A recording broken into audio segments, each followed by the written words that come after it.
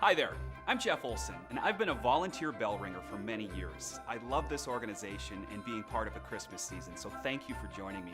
Today, I'm going to teach you all the ins and outs of being a bell ringer.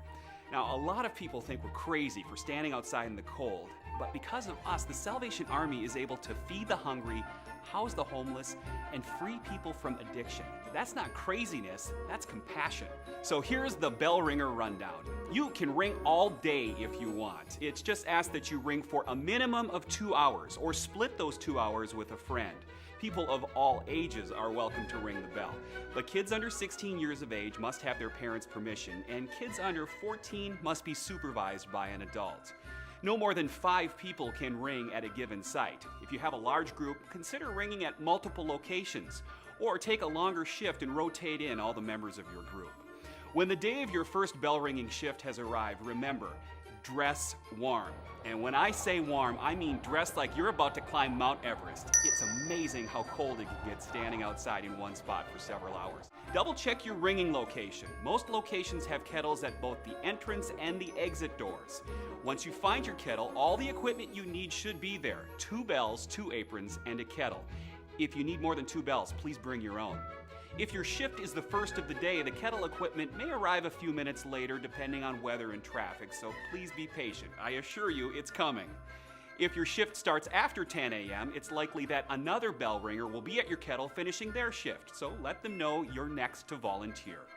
The store wants to provide their customers with the best shopping experience possible. You and the Salvation Army are part of that experience, so please help by plastering a smile on your face, wishing folks a Merry Christmas or Happy Holidays, and saying thank you to people for their donations. Some volunteers make bell ringing a little bit more special with instruments, music, and props, but there are some simple do's and don'ts. Musical instruments are a great way to attract attention to your kettle and bring in more donations. However, not all stores allow them. If you'd like to play an instrument, please check with the Salvation Army first. Christmas caroling is perfectly acceptable. Radios, CD players, and the like are not.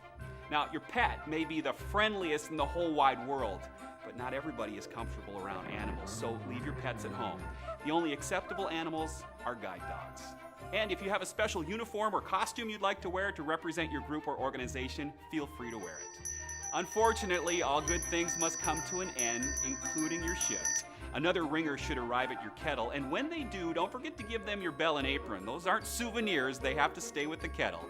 If the next volunteer hasn't arrived at the end of your shift, place the bell and the apron next to the kettle and be on your merry way. Remember, you don't have to stand guard over the kettle.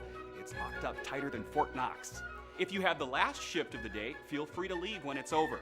The Salvation Army will take care of everything else, picking up the kettle, bells, and apron. Once again, thank you so much for your interest in becoming a Salvation Army bell ringer. Just 1 hour of bell ringing raises enough money for the Salvation Army to shelter a homeless person for one night and serve them 3 nutritious meals. Thank you for volunteering with the Salvation Army this Christmas season. May God bless you for your kindness and compassion. The Salvation Army, doing the most good.